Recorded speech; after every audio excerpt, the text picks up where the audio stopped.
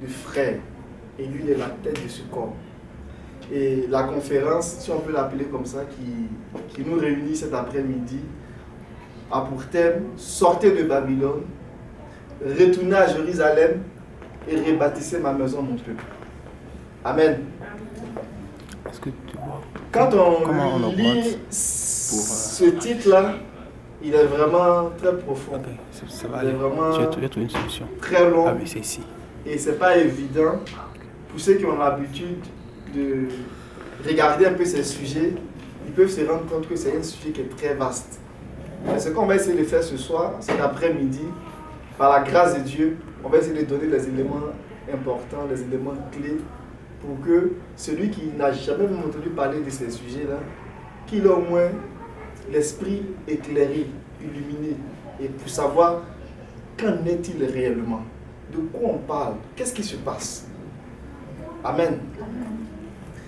Pour ceux qui ont eu le temps de regarder un peu l'affiche en détail, on résumait la pensée à deux niveaux. La première chose, on disait que le peuple d'Israël a été en captivité à Babylone. Et à un moment donné, le temps que le Seigneur a fixé est arrivé, et le Seigneur a ordonné que le peuple soit libéré de la captivité et que ce peuple-là retourne à Jérusalem pour rebâtir ce qui avait été détruit, notamment le temple, la maison de Dieu. Et on a fait un parallèle avec cette pensée-là par rapport à l'Église aujourd'hui. On dit de la même façon que Dieu a réveillé l'esprit de ses serviteurs à un moment donné, il est en train de le faire maintenant de nos jours en ce qui concerne l'Église. Donc, c'est ça qu'on va essayer de comprendre à partir des Écritures. Pour vous donner une compréhension assez claire de qu'est-ce que ça veut dire si on s'appuie sur les Écritures. Cette façon de dire que Dieu est en train de réveiller l'esprit de ses enfants, de ses serviteurs, pour les faire retourner à Jérusalem et bâtir son temple. C'est, j'ai envie de dire, c'est tellement important qu'on doit comprendre ce qui se passe. Avant d'aller plus loin, je vais essayer de contextualiser, c'est-à-dire, c'est pas faire de l'histoire, mais essayer de circonscrire le sujet pour vous permettre de bien comprendre ce qui se passe. Nous tous ici, on connaît notre patriarche Abraham, notre père Abraham. On le connaît très bien. Vous savez, quand Dieu a appelé Abraham, Abraham, il habitait dans la région de Babylone.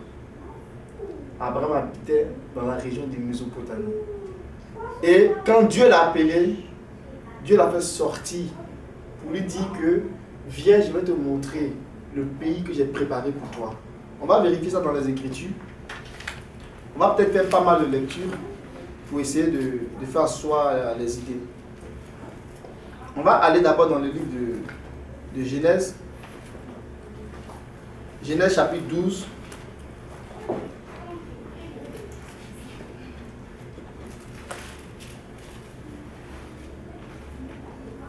On va lire le verset 1. Mais est-ce que tu pourras faire la lecture à haute voix? Ou bien quelqu'un d'autre qui peut faire la lecture mais aussi à haute voix pour qu'on puisse... Sentez-vous libre. Genèse 12, verset 1 jusqu'au verset combien? Juste le verset 1. Okay. Or, Yahvé avait dit à Abraham, va pour toi hors de ta terre, de ta patrie et de la maison de ton père vers la terre que je te montrerai. Amen. Amen. Le chapitre 12 au verset 1, Dieu dit à Abraham, quitte ton pays, quitte ta patrie, quitte ta maison et va vers le pays que je te montrerai. Lorsqu'on retourne au chapitre 11, on nous dit en fait où se trouvait Abraham. À partir du verset 27, j'ai l'avantage du micro, même s'il n'y a pas de micro, je vais faire la lecture. Voici la lignée de Térak. Térak a eu pour fils Abraham, Nachor et Haran. Haran eut Lot. Aram mourut du vivant de son père Téra dans le pays de sa naissance à Ur en Chaldée. Retenez bien ce mot-là, en Chaldée. Abraham et Nachor se marièrent. La femme d'Abraham s'appelait Saraï et la femme de Nachor Milka. Elle était la fille d'Aran qui était le père de Milka et de Jisca. Verset 30. Saraï était stérile et elle n'avait pas d'enfant. Térak prit son fils Abraham, son petit-fils Lot, qui était le fils d'Aran, et sa belle-fille Saraï, la femme de son fils Abraham. Ils sortirent ensemble d'Ur en Chaldée pour se rendre dans le pays de Canaan, mais arrivés à Charan, ils s'y installèrent. Amen. J'ai pas de tableau, mais c'est pas grave.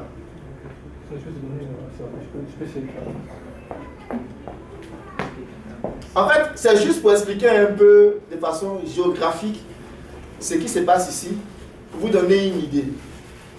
En attendant que le frère Memel se prépare, on voit que dans le chapitre 11 ici, ce qu'on est en train de montrer, c'est de montrer l'origine géographique des parents d'Abraham.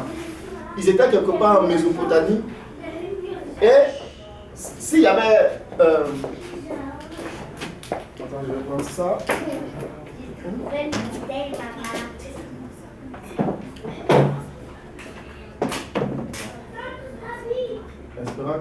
Espérons que ça tienne. C'est correct. Je suis pas trop fort en dessin là, c'est juste pour vous donner une idée. Si on se met quelque part dans le Moyen-Orient là, vous trouvez on va dire l'Asie est quelque part ici, Israël, la terre promise est quelque part ici. On va mettre peut-être l'Afrique quelque part ici, l'Égypte. Ici étaient quelque part les parents d'Abraham en Chaldée, en Ur, en Chaldée, dans la Mésopotamie. Et ici, c'est Charan. Donc ici, c'est Ur, en Chaldée. Et ici, c'est la terre promise. C'est Canaan. Donc, quand Dieu va se révéler à Abraham, il va dire à Abraham, quitte ta patrie, quitte ta maison, quitte ton pays, et va vers un pays que je te montrerai. Amen. Tout est important. Tous les mots sont importants. Un pays que je te montrerai. Et les Écritures disent que quand Abraham a quitté le lieu où il habitait, il ne savait même pas où il partait. Donc, il est parti avec son père. Ils ont fait ce chemin-là. Ils ont comme quitté le sud pour aller vers le nord. Et c'est en Charan que son père, lui, s'est installé. Donc, ils sont restés là. Son père, il est mort ici à Charan. Mais ce n'était pas dans le pays dans lequel Dieu l'appelait. Le pays dans lequel Dieu l'appelait, c'était le pays de Canaan. On va aller lire dans le livre de Actes, chapitre 7, à partir du verset 2. C'est le discours d'Étienne. Il dit, Étienne répondit, mes frères et mes pères, écoutez, le Dieu de gloire est apparu à notre ancêtre Abraham lorsqu'il était en Mésopotamie. Donc lorsqu'il était ici, le Dieu de gloire est apparu à Abraham en ce moment-là. Qu'est-ce qui s'est passé? Avant qu'il ne s'installe en Charan. Donc il a quitté ici de Mésopotamie, il est monté jusqu'en Charan. Et voilà ce que le Dieu de gloire va lui dire. Quitte ton pays et ta famille et va dans le pays que je te montrerai. Il a alors quitté le pays des Chaldéens, c'est-à-dire Chaldée qui se trouve en U. Il a quitté ce pays, il est allé habiter à Charan. De là, après la mort de son père, Dieu l'a fait passer dans le pays que vous habitez maintenant. Amen. Amen. Donc après la mort de son père, il est descendu ici. Vous voyez? Ce Abraham dont on parle, le parcours que Abraham a fait, avait une valeur symbolique, une valeur prophétique très importante. Et c'est pour ça que nous sommes là aujourd'hui. On va essayer d'aller un peu plus en profondeur et puis on va comprendre pourquoi c'est important d'avoir ce contexte-là à l'esprit. Le pays que je te montrerai là, la Bible dit que c'était le pays de Canaan. C'était la ville de Jérusalem. C'était la cité de Dieu. Abraham était prophète. Mais quand Dieu lui disait le pays que je te montrerai, ce n'était pas un pays physique. Ce n'était pas un pays géographique. Ce n'était pas un espace physique. Mais parce qu'il était prophète, il avait compris que Dieu parlait de quelque chose de plus grand. Dieu parlait de l'Église. On va lire Hébreu. Hébreu chapitre 11.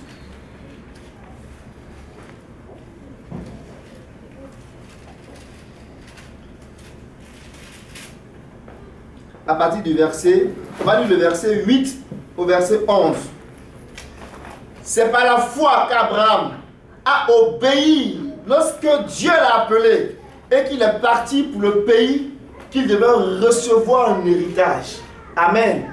C'est par la foi qu'il a obéi à Dieu et il est parti pour le pays qu'il devait recevoir en héritage. Jusqu'ici, c'est très clair. C'est par la foi qu'il est venu, le verset 9, s'installer dans le pays promis comme un étranger. C'est par la foi que Abraham est venu s'installer dans le pays promis comme un étranger. Il a habité sous des tentes, ainsi qu'Isaac et Jacob, les cohéritiers de la même promesse. Donc c'était en vertu d'une promesse qu'il a effectué tout ce déplacement, tout ce voyage-là. La promesse de Dieu. Et comme Dieu ne peut pas mentir, Abraham a cru en Dieu. Verset 10.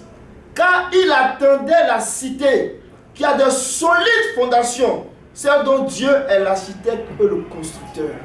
Amen. Amen. Amen. Abraham attendait la cité, la ville dont Dieu est l'architecte. Ça veut dire qu'Abraham n'attendait pas une ville qui était construite par les mains d'hommes. Il n'attendait pas un pays qui était bâti par des hommes. Mais il attendait une ville dont Dieu est l'architecte et le constructeur. Ce verset-là, cette parole-là, nous dit que la ville pour laquelle Abraham s'est déplacé pour venir s'installer à Canaan n'était pas une ville physique. C'était une ville spirituelle. C'était l'église. On dit qu'il attendait la ville sainte, la ville de Dieu. Et Jean, l'apôtre Jean, dans le livre de Apocalypse, il a eu la révélation de ce que c'est cette ville-là. On va aller dans Apocalypse.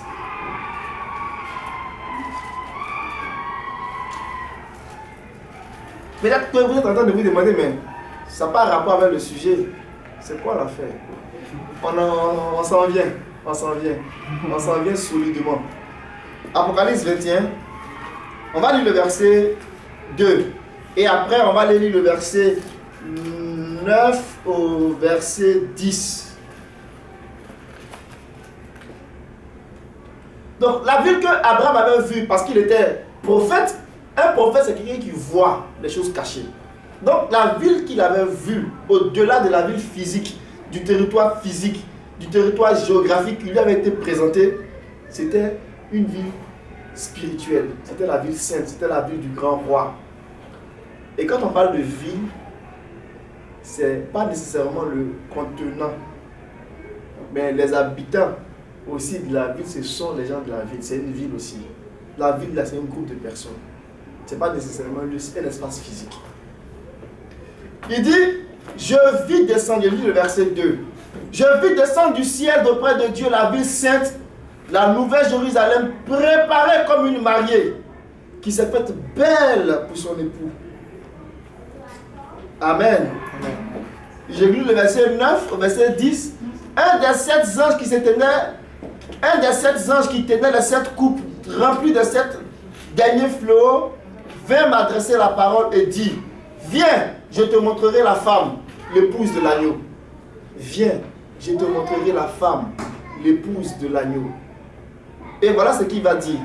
Il me transporta en esprit sur une grande et haute montagne et il me montra la ville sainte, Jérusalem, qui descendait du ciel d'auprès de Dieu. Elle rayonnait de la gloire de Dieu. Amen. Amen. Mes amis, c'est glorieux. C'est ça que Abraham a vu. En tant que prophète, c'est ça qu'il voyait. Ici, il est question de l'église glorifiée, l'église arrivée dans son image parfaite. Et c'est ça que l'apôtre Jean a vu. Donc, d'une petite histoire, si je peux m'exprimer comme ça, qui part du patriarche Abraham, on se rend compte que Dieu avait commencé à tracer l'histoire de l'église.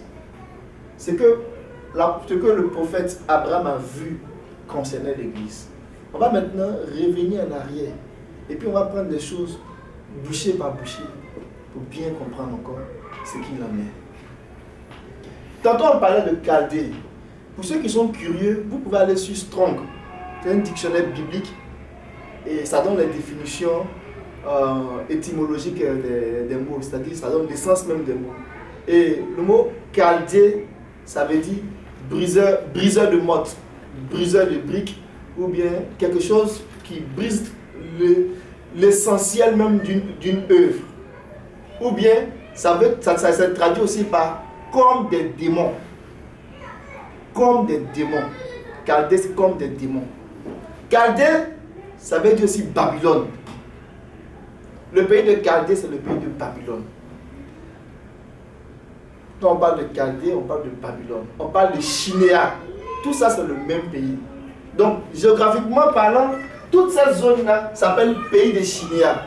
Et dans le pays de Shinéa, il y a des zones qu'on peut trouver comme Ur en Chaldée, comme Babylone. Tout ça, ça fait partie du pays de Shinéa. Pourquoi cette précision-là? Retournons dans Genèse chapitre 11. Et lisons à partir du verset 1.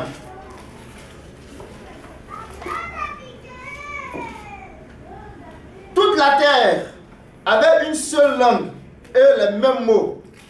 Après avoir quitté l'Est, ils trouvaient une plaine dans le pays des Shinéa. Donc, on est quelque part ici. Et s'y installaient. Quand on lit la suite de ce récit-là, il est question de la tour de Babel. La tour de Babel a été construite dans le pays des Shinéa, dans le pays de Babylone.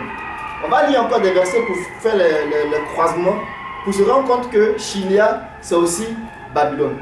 On va lire deux versets. On va aller dans 2 Chroniques. 2 Chroniques 36. Mais même tu peux prendre 2 Chroniques 36, on va gagner du temps. Et éventuellement, Eric, si tu peux le faire, tu peux prendre Daniel chapitre 1, verset 2. 2 Chroniques 36, on va lire le...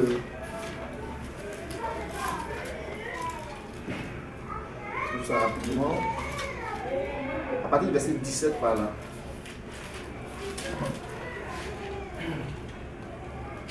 Alors l'Éternel fit monter contre eux le roi des Chaldéens, et tua par l'épée leurs jeunes gens dans la maison de leur sanctuaire.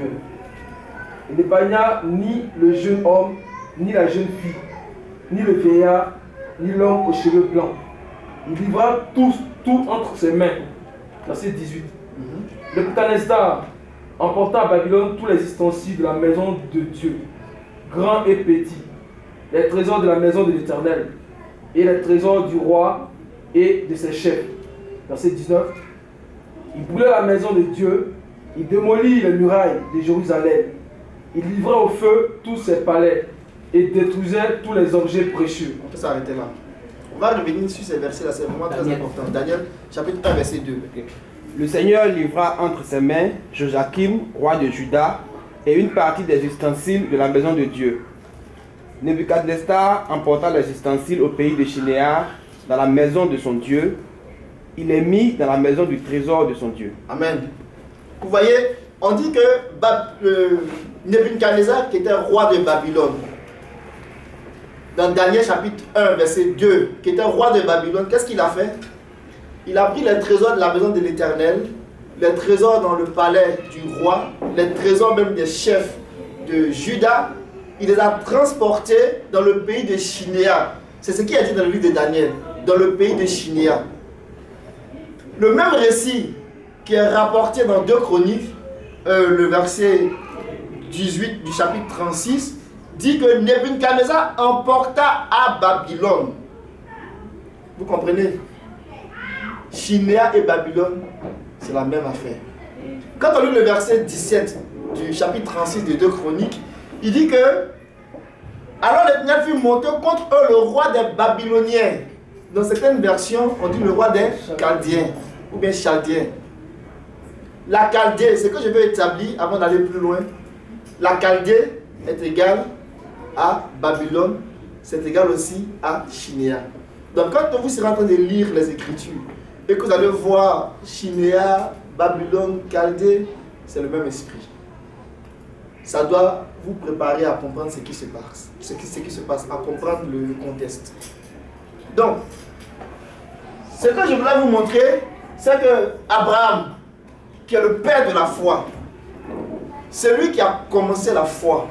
C'est lui qui a commencé à marcher avec Dieu par la foi. Même si, depuis le commencement, Abel a pu agir par la foi, Abraham est reconnu comme le père de la foi. Donc, celui que Dieu a appelé, et que Dieu a dit de lui, Abraham, je te bénirai, et par toi je bénirai toutes les familles de la terre. Genèse chapitre 12, verset 1. Abraham est le concentré du programme de Dieu. La promesse que Dieu a faite à Abraham est le concentré du programme de Dieu. Et il le dit clairement au verset 3 du chapitre 12. Je bénirai ceux qui te béniront et je maudirai ceux qui te maudiront. Toutes les familles de la terre seront bénies en toi. Donc ce Abraham à qui Dieu s'est révélé pour dire que je te bénirai, je te montrerai un pays glorieux. Ce pays-là, c'est l'Église. C'est de ça que Dieu parlait à Abraham. Mais comme Abraham était un prophète, il avait compris tout de suite le travail que Dieu faisait. Mais qu'est-ce qui se passe? C'est qu'avant que la prophétie ou la vision de Abraham se réalise, Dieu a fait d'abord les choses de façon physique. Qu'est-ce que je veux dire? Il a mis d'abord un tableau physique. Il a d'abord mis un tableau terrestre avant de nous conduire vers un tableau céleste. Donc avant que Jésus ne vienne, tout ce qui s'est passé là était terrestre. Je m'explique. La promesse que Dieu a faite à Abraham, aux Juifs, c'était la terre. C'était la promesse terrestre. Mais la promesse que Dieu a faite à Abraham, c'était plus que la terre. C'était la Jérusalem céleste que Dieu a faite à Abraham comme promesse. Mais il a décomposé la promesse. Il est allé d'abord avec une promesse terrestre pour leur montrer qu'en réalité la promesse terrestre était une image de la promesse céleste. Et c'est maintenant avec Jésus, avec les apôtres, avec les prophètes qu'on se rend compte que ce que Dieu avait annoncé à Abraham concernait l'église de la fin, l'église des temps de la fin. C'est très important d'avoir cette compréhension. Pourquoi? Et c'est là maintenant qu'on va commencer à comprendre pourquoi Dieu nous demande de sortir de Babylone. Mais avant d'aller plus loin, on va encore faire un petit détour dans l'histoire du peuple juif pour essayer de voir un peu qu'est-ce que ça implique et c'est quoi l'urgence de sortir de Babylone, c'est quoi l'importance de sortir de Babylone.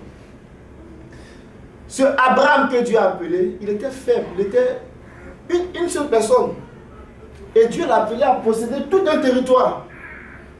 Pour que ce soit possible, Dieu va mettre en œuvre une stratégie. Dieu va faire de lui, en l'espace de quelques générations, nous dirons, c'est 10 générations, d'un seul qu'il était, Dieu a multiplié Abraham. Ils sont devenus des centaines de milliers de personnes. Pourquoi? Pour le rendre fort, pour le rendre puissant, pour le rendre efficace. Et pour venir maintenant posséder le territoire qu'il leur a donné en héritage. Donc Abraham était seul. Il avait sa femme et il avait leur fils Isaac. C'est vrai qu'ils ont eu Ismaël, mais après ils sont partis. Il avait des serviteurs, mais ce n'était pas à eux que la promesse a été adressée. La promesse a été adressée aux descendants d'Abraham. Donc ce que Dieu va faire, il prend Abraham, il lui dit que je te bénirai. Abraham dit, mais je suis seul. Comment je vais arriver à posséder un pays si grand? Moi seul, comment? Dieu lui a dit que, dans le livre de Genèse chapitre 15, il dit, ta descendance ira en Égypte comme des esclaves. Et arrivé à un moment donné, quand ils seront nombreux, je vais les faire remonter. Et ils vont venir, je vais les équiper, je vais leur donner la puissance et ils vont posséder ce territoire. Et c'est ce qui s'est passé. Donc, Moïse, quand Dieu l'a suscité, il a fait ce travail-là. Il a conduit Israël de l'Égypte aux portes du pays promis. Arrivé là, il était sur la montagne et il voyait le pays promis. Mais il n'est pas rentré dans le pays promis. Dieu a dit à Moïse, donne la charge à Josué. Josué a été investi de l'onction de Moïse et il a accompli le travail de Moïse. Après quelques années, le peuple a commencé à s'installer, ils ont eu leur terre, ils ont possédé leur territoire. Dieu a établi des juges, Dieu a établi des rois. Ce qui va se passer après Salomon, c'est que le royaume d'Israël va se diviser en deux groupes.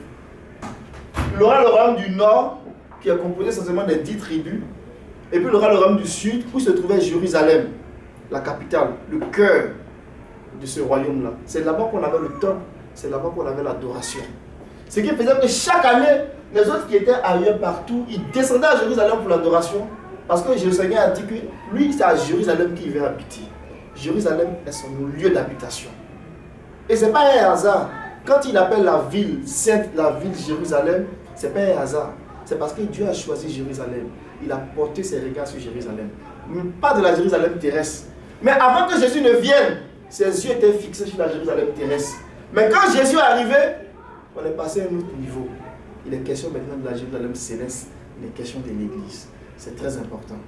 Donc, ce que nous sommes en train de faire, c'est de porter des lunettes de l'Ancien Testament pour aller lire ce qui s'est passé dans la Jérusalem terrestre, pour comprendre ce qui se passe aujourd'hui dans la Jérusalem céleste, pour pouvoir saisir la pensée de Dieu. Voilà l'exercice auquel nous sommes soumis. Et ça prend un esprit, pas intellectuel, mais ça prend un esprit de sagesse et de révélation pour comprendre les Écritures. Tant que cet esprit-là ne vient pas à nous, on va lire les Écritures, on va lire la Bible, ça sera comme un livre fermé. On ne comprendra pas ce que Dieu est en train de faire. Il est important de comprendre ce que Dieu est en train de faire. Israël dans la chair, quand le roi Salomon a quitté le trône, quand il est décédé, quand il a laissé le trône, à cause des iniquités, à cause de l'idolâtrie, Dieu a dit que le royaume sera divisé. Et le royaume a été divisé. La partie du nord, qui était composée de 10 tribus, a été asservie à un autre peuple, le peuple d'Assyrie.